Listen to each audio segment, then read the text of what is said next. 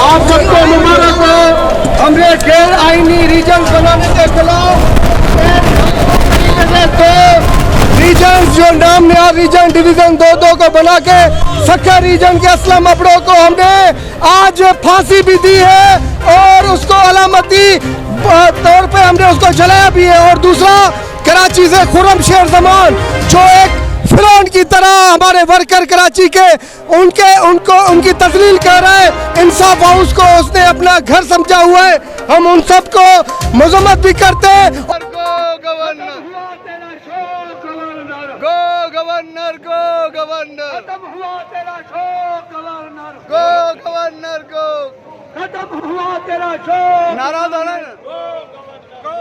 किया है वो हमारा आइन को छेड़ा है, हमारी सिंध को छेड़ा है। हम इन लोगों को माफ़ नहीं करेंगे।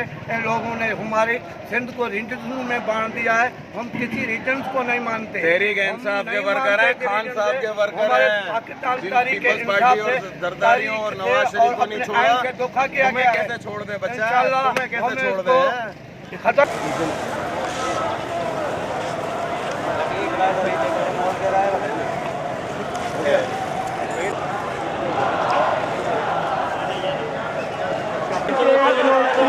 से आए हुए वो यहाँ पर जाएंगे और इंशाअल्लाह ताला वर्कर्स की जीत होगी।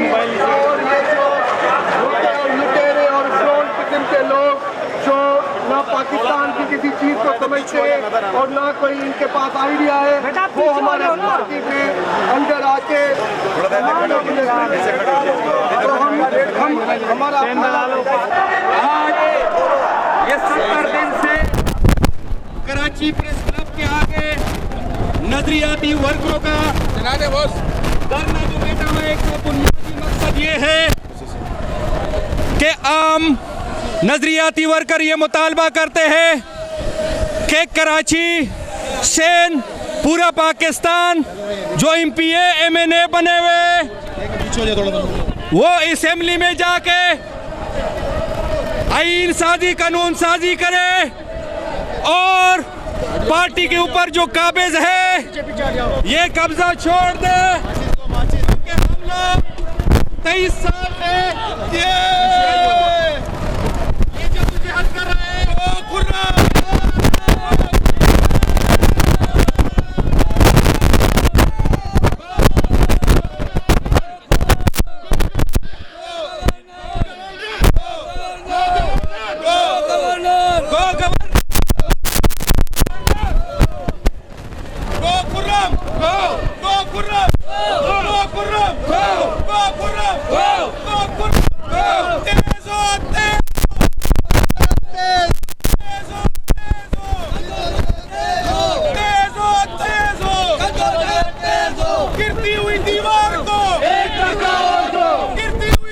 ये माइक गिरती हुई दीवार को